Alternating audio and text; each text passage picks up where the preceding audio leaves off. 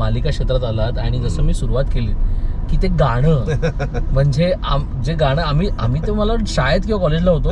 आणि कोण ऍक्टर आहे आणि क्या बढिया काम कर रहे यार आणि गाणं कोणी केलंय बरं हे संगीत कोणी गायलंय का कारण त्याचे स्वर वेगळे होते त्याचा सूरच वेगळा होता बरं ती पट्टी कुठली होती ते मला तुम्हाला विचारायचं आता सर ते गाणं कुठून निर्माण झालं आणि ती भूमिका तांबडे काय सांगाल त्याबद्दल ते कॅरेक्टर हळूहळू तयार होत गेलं आकार होत गेलं म्हणजे शशांक सोलंकी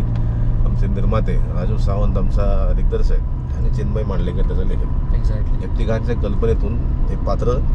आकाराला आलं म्हणजे आणि नंतर ते सांगितलं की आता कोण करणार आहे राईट तर शशांक सोलंकी बिली दिसत आपण बोलतो बरोबर पुन्हा हेच आहे ना ते हे जे मिसिंग एपिसोड आहेत ना आपण ज्याचा उल्लेख केला एक्झॅक्टली